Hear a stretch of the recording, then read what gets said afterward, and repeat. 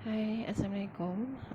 Hari ini um, kita akan belajar subtopik 2.23 iaitu berkenaan dengan isi padu janaan apabila sesuatu lengkung dikisarkan pada paksi X atau paksi Y. Okey, maksudnya macam ni. Dikisarkan ni adalah diputarkan pada paksi X atau Y. Okey, kita pusing. Contohnya macam ni lah. Kalau kat sini ada satu garis lengkung. Okey, garis lengkung. Kita pusing 360 darjah. Kita pusing lengkung ini 360 darjah. Jadi kita akan dapat satu kawasan, dan kawasan itu kita kena cari isi padu dia. Ibaratnya macam ni lah kan. Biasa tak kalau kita buat eksperimen sendirilah kat rumah kan. Okey, dalam satu gelas, okey, ada gelas, ada air kan dalam dia. Okey, kemudian kita masukkan sudu ataupun straw. Okey, straw ni biasa tak kita minum air tu, kita pusing-pusing kan. Kita pusing air tu kan. Kita pusing straw tu. Okey, bila kita pusing, dia membentuk satu pusaran kan.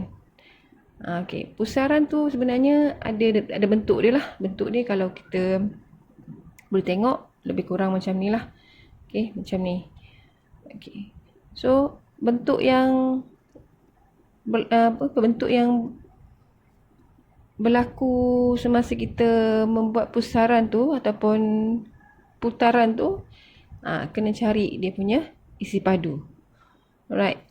Kalau macam contoh yang cawan yang kita gunakan straw pusing tadi ni, menegak kan. Kalau tegak tu maksudnya pada paksi Y. Okay, kalau melintang macam ni, putarannya tu ataupun kisaran tu adalah paksi X. Dia hanya melibatkan dua paksi sahaja. Sebab paksi pun kita tahu ada dua sahaja kan. Paksi Y dengan paksi X sahaja. So, kisaran tu mungkin berlaku pada paksi X atau paksi Y sahaja. Depends pada soalan lah. Okay.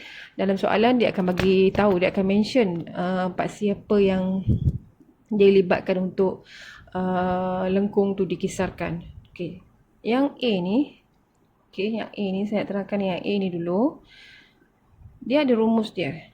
Okay. Setiap kisaran lengkung pada paksi tu ada rumus dia. Contohnya kat sini, tadi kita dah faham dah putaran bagi lengkung tu berlaku pada paksi X. Untuk yang contoh A ni kan, berlaku pada paksi X. Dan terbentuklah bentuk macam ni, lengkung macam ni. Dia sebenarnya macam bukan 2D tau. Kalau kita boleh bayangkan benda tu macam kepingan. Kepingan logam. Contoh kepingan logam tu berbentuk macam tu. Okey. Kepingan logam ni. Kita nak cari dia punya isi padu ni. Di logam macam ni kan. Kalau pelajar bengkel, mungkin dia boleh bayang lah benda ni melibatkan logam ke kan. Benda tu berbentuk macam terowong gitu. Ini kalau kita dalam ni lubang kan. Ni terowong ni, tepi-tepi ni ada dia punya isi padu lah. Kita nak cari isi padu ni. Isi padu yang terbentuk daripada lengkungan yang dikisarkan tadi. Alright. Kalau melibatkan paksi X, okay, kita kena tahu pada paksi X ni dia ada garis dia. Dia ada titik koordinat dia, iaitu titik yang pertama X, okay. X yang pertama dan X yang kedua. Okay, X pertama, okay, iaitu A. Okay, biasanya kita labelkan A. Dan X yang kedua. Yang terbentuk tu X yang kedua. X yang kedua ni nilainya A, B. So, isi padu yang kita nak cari tu adalah daripada titik A hingga titik B. Okay. Nilai ini pun biasanya akan diberi dalam soalan. Kalau dia tak beri pun mungkin kita kena olah sendiri berdasarkan rumus yang dia bagilah. Okay. Macam yang ni, isi padu, V ni adalah simbol bagi isi padu iaitu volume. isi padu. Okey. Isi padu rumusnya kena ada pi. Okey, pi. Kamirkan daripada titik A hingga B. Okey, titik A hingga B. Kemudian y kuasa 2 dx. Kenapa y kuasa 2 dx? Sebab soalan yang bahagian A ni dia kisarkan pada paksi x. Bila pada paksi x yang terlibat adalah dx. dx. Paksi x, dx. So kita kena kamirkan y kuasa 2. Okay, y kuasa 2. So kita akan dapat volume pi ni, kita tak perlu nak ganti nilai pun, kita just tulis pi sahaja. Kamirkan daripada titik A hingga B, y kuasa 2 dx. Kenapa dx? Sebab pada paksi x. Kemudian kita bukan terus kamirkan y kuasa 2 tu. Kita kena cari persamaan y kuasa 2 tu apa. Contoh, kalau dalam soalan ni bagi fungsi macam ni, contohlah x kuasa 2 tolak 5. Contohlah. Tapi dia nak y kuasa 2. Y kuasa 2. Dia punya rumus y kuasa 2 untuk isi padu. Jadinya x kuasa 2 tolak 5 ni perlu dikuasa 2 kan. So jadi macam tu.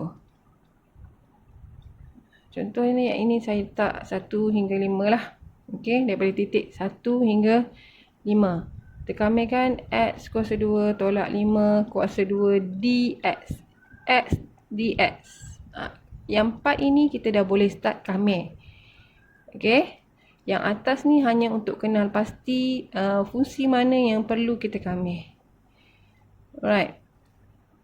Ini contoh sahajalah. Saya belum buat dia punya pengiraan lagi Okey, ini untuk paksi x. Untuk paksi y, okey, paksi y dia menegak. Kalau paksi x tadi rajahnya melintang biasanya. Okey, kalau dia tak bagi rajah pun dalam ayat tu dia akan bagi tahu paksi mana yang terlibat. So kita boleh imagine lah dia melintang ke menegak. Okey, untuk paksi x, paksi y, paksi y. Ibaratnya macam contoh yang saya bagi air dalam gelas tadi lah. Kita gunakan straw, kita pusing-pusing. Itu menegak kan. Menegak, so kita akan dapat dia punya pepejal tu. Okey, pepejal tu berbentuk macam ni lah. Okey, depends pada lengkung dia bagi. Okey, lengkung, bila dia lengkung dia bagi macam ni, bentuk dia macam ni lah terlibatnya. So, kat sini dia bagi titik dia daripada A ni di paksi Y ke B paksi Y. Sama jugalah macam tadi, yang paksi X tadi. Okey, yang ini dia kisarkan 360 darjah pada paksi Y. Bila sebut paksi Y, mestilah hujungnya tu dy. Okey, dy. Okey, dy pasangannya apa? X kuasa 2 dy. Macam tadi, paksi X, dia mesti dx. Pasangannya apa? Fungsinya apa? Y kuasa 2 dx. Carilah y kuasa 2-nya apa. Kalau untuk yang ni, x kuasa 2-nya apa. Macam tu. Okey, dia punya rumus sama sahaja, cuma bezanya sini, dia x kuasa 2 dx lah. Okey, daripada titik C ke D. Sama je, daripada titik nilainya lagi kecil hingga ke nilai yang lebih besar. Contoh kalau saya bagi kat sini, y-nya adalah 2. Atas ni y-nya 7. Jadinya dia punya kameran tu bermula daripada titik 2 hingga titik 7 lah. X kuasa 2 dy. Kenapa? Sebab paksi y tegak kan? Menegak. Okey, kemudian contoh kalau saya bagi fungsi dia tu. Contohnya lengkung tu, fungsi dia adalah y sama dengan 7 tolak x kuasa 2. Contoh. Okey. 7 tolak x kuasa 2. Jadinya, kat sini dia nak x kuasa 2 kan? Dia dah ada x kuasa 2 ni. Okey, dah ada negatif x kuasa 2 ni. Kita kena pindah kat sini lah. X kuasa 2. 7 tolak y. So, kita kamirkan yang ni lah. 7 tolak y. Tak perlulah lagi kita nak kuasa 2 kan lagi. Sebab dalam persamaan tu dah ada dah x kuasa 2. Jadinya kita terus masuk kat sini. 7 tolak Y dy. Kenapa tak dikuasa 2 kan? Sebab daripada persamaan tadi kita dah ambil X kuasa 2. Sebab dalam persamaan yang diberi dalam soalan, dia dah bagi X kuasa 2. Sama juga kesnya kalau soalan tu pada paksi X, dia bagi fungsi yang dah ada Y kuasa 2. Contoh, saya nak bagi kat sini contoh ya. Dia bagi kat sini fungsinya adalah X sama dengan 4 tambah 4 tolak Y kuasa 2. Y kuasa 2. Kita tahu yang ini kita nak cari isi padu pada paksi X kan. Bila paksi X kita kena kamirkan ikut dx lah kan. Bila dx depannya masih Y kuasa 2 dx. Y kuasa 2 ni kalau refer pada persamaan yang dibagi dalam soalan, dah ada dah Y kuasa 2 ni, cumanya dia bernilai negatif. Bila bernilai negatif, kita kena ubah ke sebelah kiri. Dapatlah Y kuasa 2. Jadi X kuasa 2 ni pindahlah sebelah kanan. Jadi 4 tolak X. Ini yang perlu kita kamirkan. Okay. Mungkin tak berapa nak faham, tapi tak apa. Nanti kat bawah hujung tu saya akan bagi satu contoh yang macam ni lah, yang melibatkan fungsi yang dah ada kuasa 2 ni. Okey, tengok. Contoh soalan yang dah diselesaikan. Tapi saya akan terangkan lah ya. Okay, contoh 1, hitung isi padu yang dijanakan dalam sebutan pi apabila fungsi y sama dengan x tambah 2x. Okay, fungsinya yang ini. Tak ada X kuasa 2 bagai kat dalam ni ya. Yang ada hanyalah X kuasa 1 saja.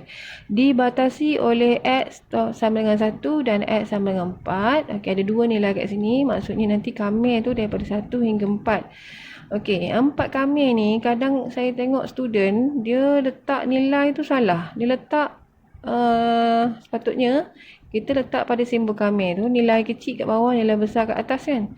Tapi ada setengah student, okey, dia letak nilai besar di bawah, nilai kecil di atas. Nanti bila kita gantikan nilai dalam kameran yang dah diselesaikan tadi, okay, dia akan dapat jawapan yang salah lah. So make sure bila kita nak tulis dalam simbol tu, nilai tu betul.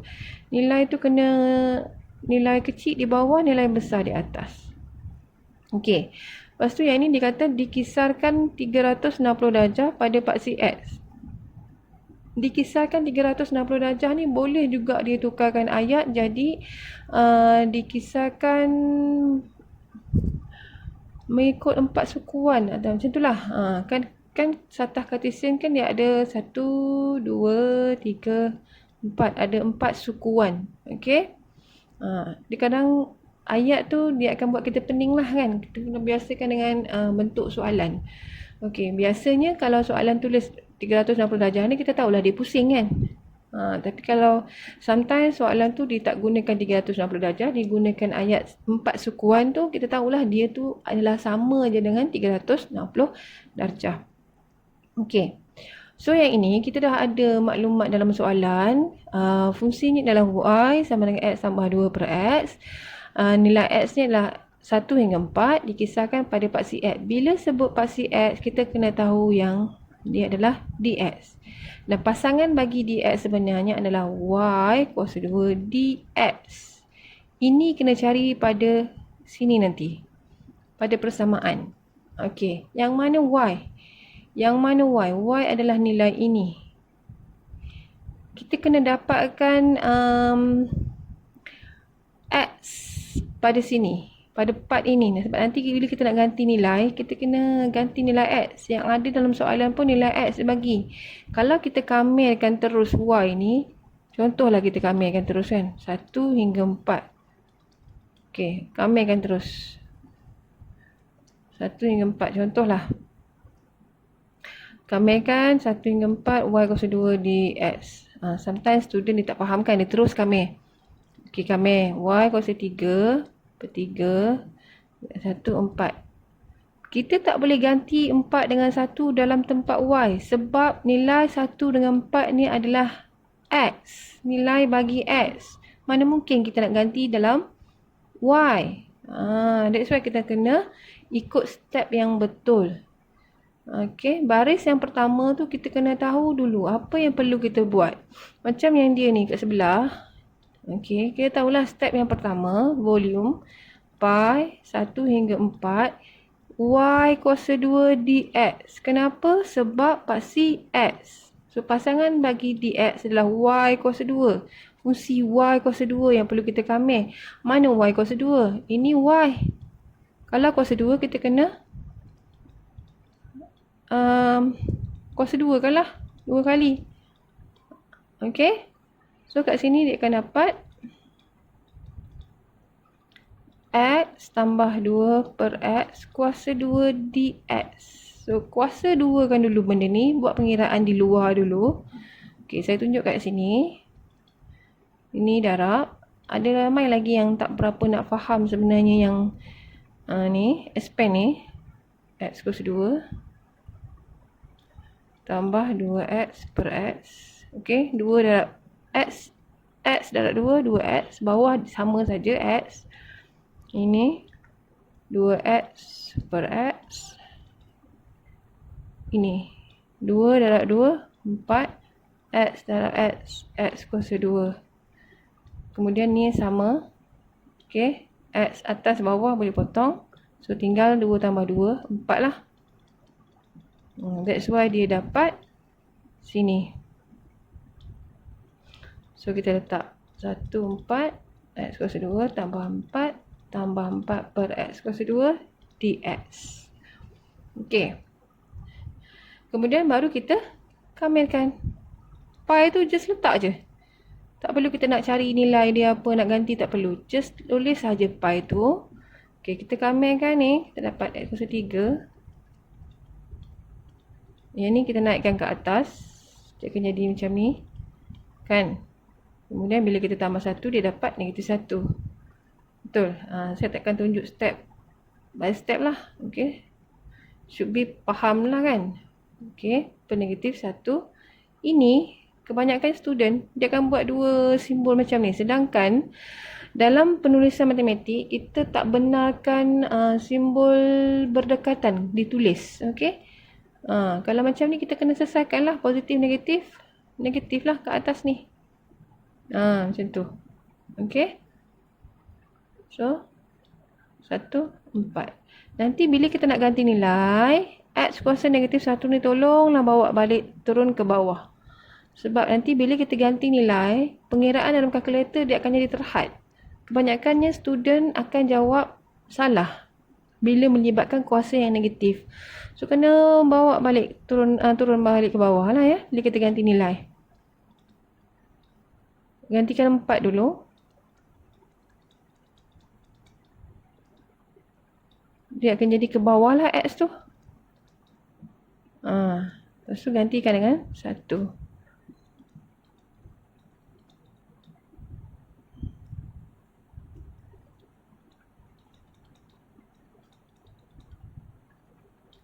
Okay. Lepas tu, nak terang ya, nak cakap, ataupun sebenarnya nak tegur lah kan.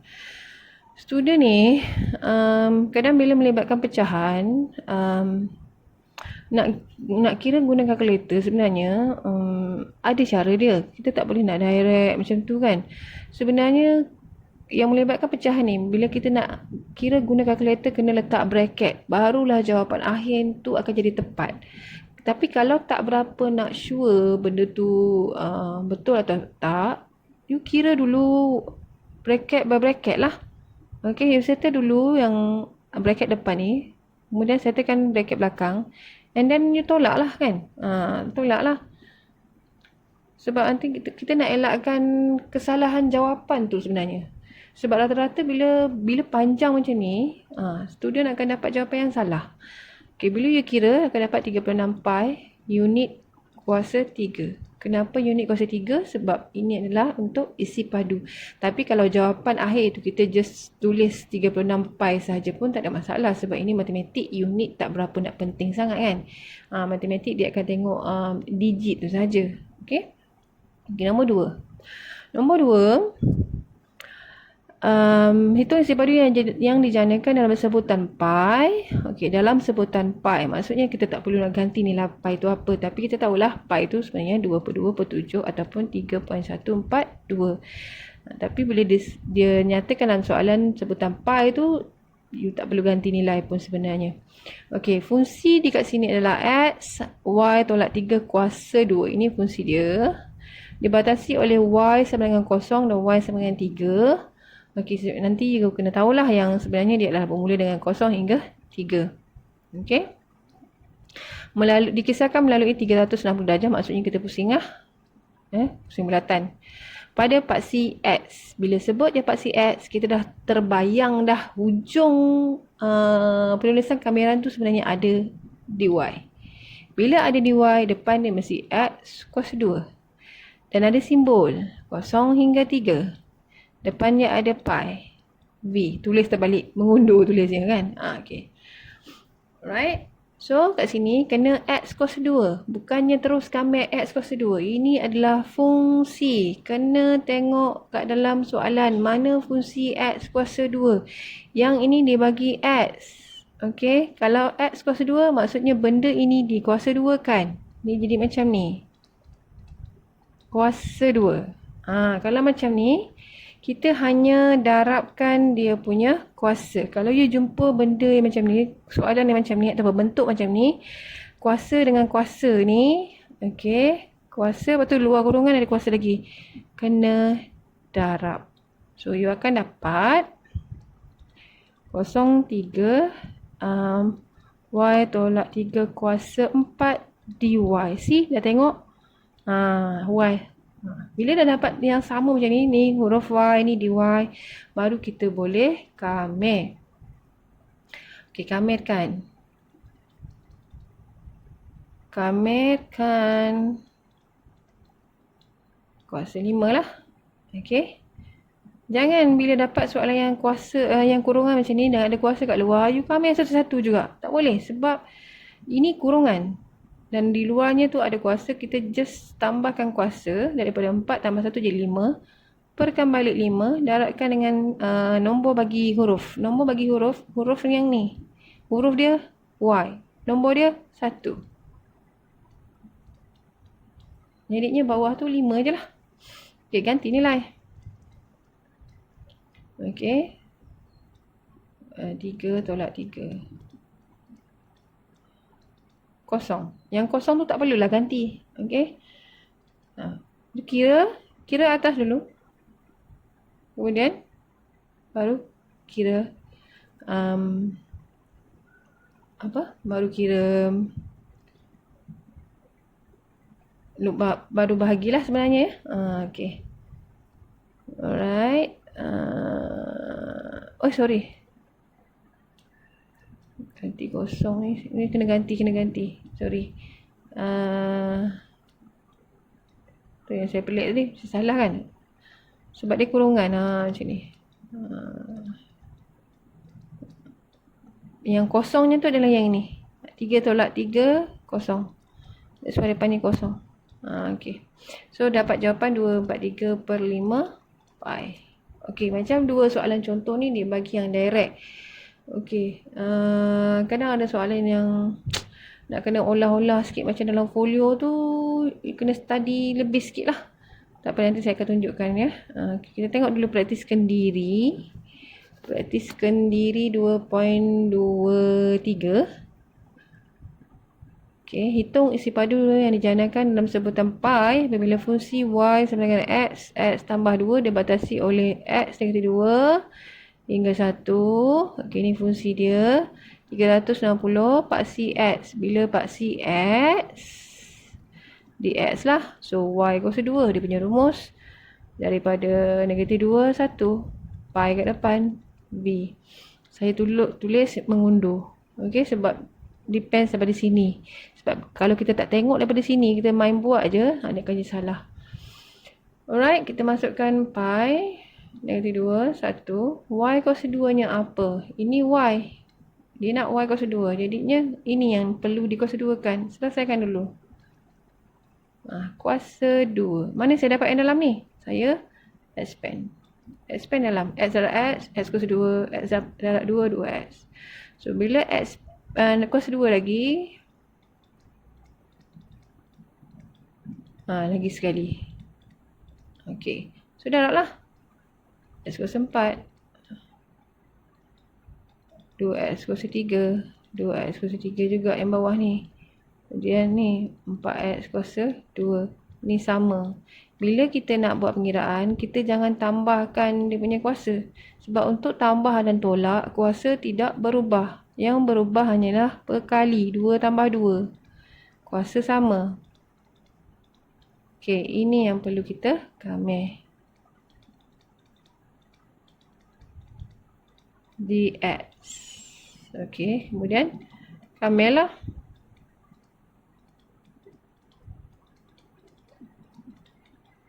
Nanti part yang boleh dimudahkan, kita mudahkan macam ni.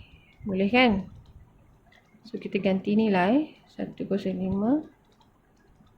2 kuasa 4. 4, 1. Tolak dengan negatif 2. Gantikan negatif 2 pula. Sekejap.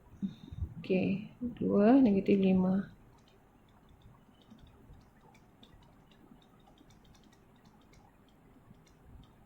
Okey, dah siap ganti. You kira by bracket lah. Kira by bracket. So, ini akan dapat jawapannya 18/5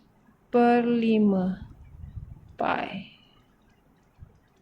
Jangan lupa tulis pi. Okey. Okey, nombor 2. Nombor 2, cari isi padu yang dijanakan dalam sebutan pi. Bila fungsinya macam ni, y sama dengan x kuasa 2 tolak 3x. Nilai dikira daripada x hingga 2. Okey, pada paksi x. Paksi x lagi. Bila paksi x, dx y kuasa 2 daripada 0 hingga 2, pi kat depan b.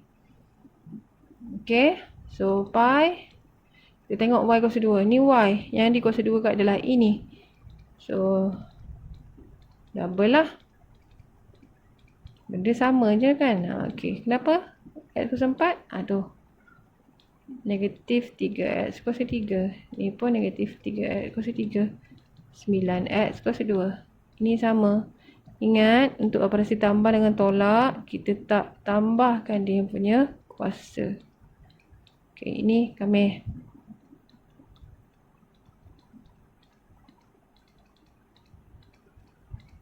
Alright. So, ganti 2 dulu.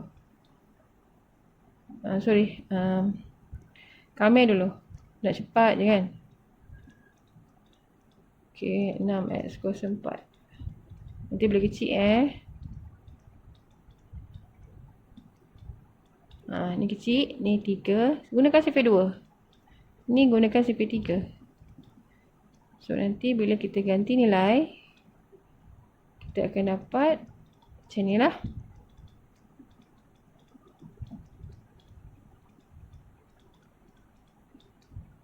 Sini kosong. Kosong tak boleh ganti. Ni buat pengiraan. Kita akan dapat soalan nombor 2 ni 32/5 pi. Right? Settle nombor 2. Nombor 3.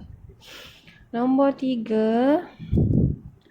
Okey, tengok. Cari isi padu berpejal. Dijadikan dalam sebutan pi. Bila fungsi y sama dengan 9 tolak x kuasa 2. Ini adalah fungsi.